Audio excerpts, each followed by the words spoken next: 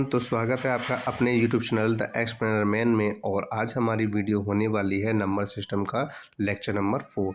तो चलिए हम जानते हैं कि आज कौन कौन से टॉपिक को हम डिस्कस करने वाले हैं। तो इसमें सबसे पहला आपका टॉपिक रहेगा को प्राइम पढ़ेंगे, इसके बाद twin prime, conjugative, multiples and factors. तो ये 5 जो टॉपिक्स हैं जिन्हें हम डिस्कस करने वाले हैं। तो सबसे पहला आपका दिया गया है को प्राइम। तो को प्राइम नंबर किन्हें कहा जाता है? तो ऐसे दो नंबर्स जिनका एचसीएफ हमेशा 1 आता है, यानी कि ऐसे दो नंबर्स जिनका एचसीएफ हमेशा 1 आता है, ऐसे नंबर्स को हम क्या बोलते हैं? को प्राइम बोलते हैं। क्या बोलते हैं? को प्राइम बोलते हैं। यानी कि एक ऐसे नंबर जिनका एचसीएफ हमेशा क्या आए? 1 आए, तो उन्हें को प्राइम कहा जाता है। जैसे कि 2 एंड 3, ये दो नंबर्स हैं। अगर हम इन दोनों के फैक्टर्स करके देखें तो इनके फैक्टर्स करने पर कॉमन क्या मिलेगा? सिर्फ हमें 1 मिलेगा। क्या मिलेगा? 1 मिलेगा। वहीं हम दूसरा एग्जांपल लें, जैसे कि हमने नंबर लिया एक 5 और एक नंबर लिया हमने 9। तो इन दोनों के फैक्टर्स करें तो 5 के फैक्टर्स क्या होंगे? सिर्फ 1 और 5 ही होंगे। लेकिन वहीं हम 9 से डिवाइड कर देखेंगे, 9 से कौन कौन से नंबर से डिवाइड हो सकता है? 1 से भी हो सकता है, 3 से भी हो सकता है और 9 से भी डिवाइड हो सकता है। तो ऐसे नंबर्स, अब इसमें क्या कॉमन मिल रहा है आपका? 1 कॉमन, और यहाँ पे भी 1 कॉमन मिल रहा है। तो इसका मतलब ये हुआ कि ये एक को प्राइम नंबर हैं, यानी कौन कौन से? 5 और 9। अब और एग्जांपल से समझते हैं हम कि कौन कौन से और को प्राइम हो सकते हैं। जैसे कि हमने लिया 9 नंबर लिया, एक लिया हमने 12। तो इसमें हम देखें कि कौन कौन से नंबर हैं जिनसे ये डिवाइड हो सकता है। ठीक है ना? तो सबसे पहले ये देखते हैं 9 किससे डिवाइड हो सकता है? 1 से डिवाइड हो सकता है। और किससे डिवाइड हो सकता है? 3 से डिवाइड हो सकता है। और किससे डिवाइड हो सकता है? 9 से डिवाइड हो सकता है। वहीं हम देखें 12 जो नंबर दिया गया है वो 1 से भी डिवाइड होता है, 2 से भी डिवाइड होता है, 3 से भी डिवाइड होता है, 4 से भी डिवाइड होता है, 6 से भी डिवाइड होता है और इसके अलावा वो 12 से भी डिवाइड होता है। तो यहाँ पे हम देखेंगे 1 तो कॉमन मिल ही रहा है, 1 तो कॉमन इसमें मिल ही रहा है, लेकिन इसके साथ साथ एक 3 कॉमन भी मिल रहा है। तो इस तरीके से देखा जाए तो यहाँ पे इनका जो एचसीएफ आएगा वो कितना आएगा आपका? 3 आएगा। तो इस तरीके से हम ये कह सकते हैं कि 9 और 12 को प्राइम नंबर में नहीं आते हैं। ठीक है। अब वहीं हम दूसरा एग्जांपल देखते हैं कि अगर हमारे पास कोई नंबर है, एक 17 है और एक 19 है, तो इन दोनों का जो एचसीएफ आएगा वो कितना आएगा? 1 आएगा। तो कौन से पेयर में है ये? को प्राइम नंबर में है आपका। ये कौन सा है? ये आपका को प्राइम नंबर्स हैं। इसके अलावा वहीं हम देखें, जैसे कि एक हम ले लेते हैं 6 और एक आ जाता है आपका 9।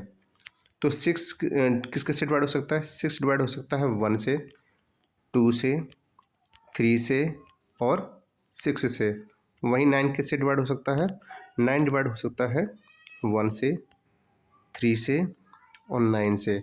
तो इनमें भी कॉमन 3 मिल रहा है, कॉमन 3 मिल रहा है। तो ये भी को प्राइम नंबर नहीं हो सकते हैं। इसके अलावा अगर हम और एग्जांपल देखें, जैसे कि एक नंबर लेते हैं हम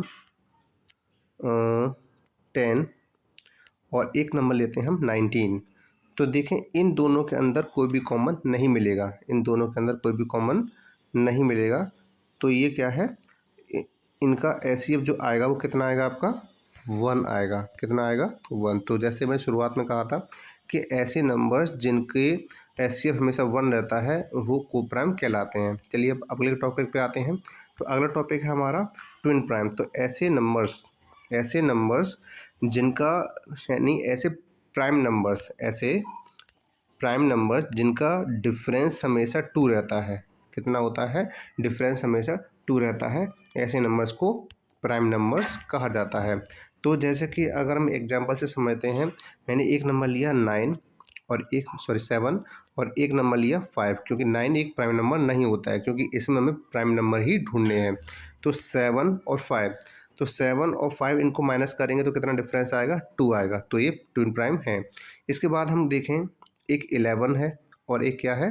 13 है। अगर 13 में से अगर हम 11 को माइनस करते हैं तो कितना डिफरेंस आएगा? 2 डिफरेंस आएगा।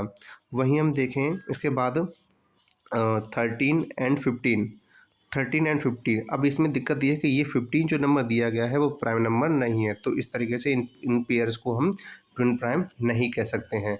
तो ट्विन प्राइम सिर्फ उन्हीं नंबर्स को कह सकते हैं जिनका डिफरेंस कितना आए, सिर्फ 2 आए, ठीक है ना। इसके बाद हमारा जो नेक्स्ट टॉपिक है वो है कंजुगेटिव। क्या है? कंजुगेटिव है। तो कंजुगेटिव किन्हें कहा जाता है? एक ऐसी सीरीज जो लगातार चलती रहती है, जैसे x+1, x+2 और आगे जैसे x+3, x+4, x+5, x+6, x+7, तो आगे और बढ़ते जाते हैं। ऐसी सीरीज को हम क्या बोलते हैं? कंजुगेटिव बोलते हैं, यानी कि लगातार आने वाली संख्याएं। कैसी? लगातार आने वाली संख्याएं। तो इसमें हम एग्जाम्पल्स हैं, जैसे मान लेते हैं कि x के बराबर अभी हमने लिया 1। कितना लिया हमने? 1 लेट कर लिया। अगर मैं x के बराबर 1 रखता हूँ तो इसका मतलब 1, पहले 1 आएगा। 1 में मैंने 1 प्लस किया, क्योंकि मैं जहाँ जहाँ x है वहाँ वहाँ पे मैं 1 रखूँगा। तो 1 में अगर 1 प्लस किया तो कितना आ जाएगा? 2। 1 में अगर 2 प्लस किया तो कितना आ जाएगा? 3। अगर 1 में अगर 3 प्लस किया तो कितना आ जाएगा? 4। तो ये क्या बनती जा रही है? एक कंटिन्यूस सीरीज बनती जा रही है। तो ऐसे ही नंबर्स को हम क्या बोलते हैं? कंजुगेटिव बोलते हैं, ठीक है ना। क्या बोलते हैं? कंजुगेटिव। और ये आपके दो होते हैं, एक तो होते हैं ऑड, एक तो कैसे होते हैं आपके? ऑड होते हैं। और एक सीरीज़ कैसी होती है आपकी? इवन सीरीज़ होती है। यानी एक ऐसी सीरीज आएगी जिसमें ऑड ऑड नंबर्स ही आएंगे, और एक ऐसी सीरीज आएगी जिसमें सिर्फ इवन नंबर्स ही आएंगे। तो ये किस तरह की सीरीज़ है हम देखते हैं। जैसे कि ऑड इवन सीरीज़ की बात करते हैं तो हमारा क्या आएगा? जैसे कि x एक नंबर है जिसमें हमें कोई एक नंबर मानना है, ठीक है। और इसके बाद हम क्या करेंगे? x+2, फिर क्या करेंगे? x+4। तो इस तरीके की जो सीरीज़ है वो क्या है आपकी? वो ऑड सीरीज है। जैसे कि x इक्वल टू हमने मान लिया 1। कितना मान लिया हमने? 1। तो x इक्वल टू 1 रखा। अब 1 में हमने 2 प्लस कर दिया तो कितना आ गया? 3 आ गया। अब 1 में फिर हमने कितना प्लस किया? 4, तो कितना आ गया? 5 आ गया। अब आगे क्या सीरीज होगी? x+5। तो x+5, तो 1+5 कितना? 1+x+6, sorry x+6। तो x प्लस यानी कि 1+6 कितना हो जाएगा? 7। यानी कि जो भी हम नंबर लेते हैं उसमें हमें एक इवन नंबर प्लस करना है। तो इस तरीके की एक ऑड सीरीज बन के तैयार हो जाती है। कौन सी सीरीज बन के तैयार होती है आपकी? ऑड सीरीज बन के तैयार हो जाती है, ठीक है ना। अब समझते हैं इवन सीरीज़ के बारे में। तो इवन सीरीज़ में क्या करना है? जैसे कि हमने कोई नंबर लिया x, तो उसमें हमें क्या प्लस करना है? उसमें हमें प्लस करना है पहले 1, फिर क्या प्लस करेंगे? हम उसमें ऑड नंबर्स प्लस करेंगे, यानी इवन सीरीज़ बनेगी तो उसमें ऑड नंबर प्लस करते जाते हैं, और अगर ऑड सीरीज़ बनती है तो उसमें इवन नंबर प्लस करते जाते हैं। जैसे कि हमने लिया x=1, ठीक है। तो x में 1 लिया तो क्या हो जाएगी सीरीज़ हमारी? यहाँ पे x लिया तो सीरीज भाई या शुरू हो रही है, तो क्या हो जाएगा? x प्लस में 1+1 यानी कि 2। 1+3 मतलब क्या हो जाएगा? 4। और 1+5 कितना हो जाएगा? 6। 1+7 कितना हो जाएगा? 8। तो इस तरह की सीरीज़ किस में चल रही है आपकी? वो कंजुगेटिव चल रही है, ठीक है। अब हमारा अगला टॉपिक है मल्टीपल्स। क्या है? मल्टीपल्स है, ठीक है। मल्टीपल्स में समझते हैं कि मल्टीपल क्या होता है। मल्टीपल तो जैसे आपने मल्टीप्लाई किए हैं, गुणा किए हैं, उन्हीं को मल्टीपल्स कहते हैं। एक पर्टिकुलर नंबर से मल्टीप्लाई, किसी भी नंबर में पर्टिकुलर नंबर से मल्टीप्लाई करने पर हमें जो आंसर मिलते हैं वो आपके मल्टीप्लाई होते हैं, ठीक, मल्टीपल होते हैं। जैसे कि हमने एक नंबर लिया 2, तो मुझे 2 के मल्टीपल्स पता करने हैं। तो सबसे पहले मैं 2 से क्या करूँगा? 2 1 जा 2, 2 3 सार 4, और 2 3 जार 6, तो 2 1 सा 2, 2 2 जा 4, 2 3 जा 6। तो इस तरह की जो सीरीज़ है आपकी क्या है? मल्टीपल्स कहलाती है। तो हम किसी भी नंबर्स के मल्टीपल्स निकाल सकते हैं। जैसे कि 8 है, तो 8 के हमें कितने चाहिए? फर्स्ट 3 मल्टीपल्स चाहिए हमें। कितने चाहिए? फर्स्ट 3 मल्टीपल्स चाहिए। तो कैसे पता चलेगा?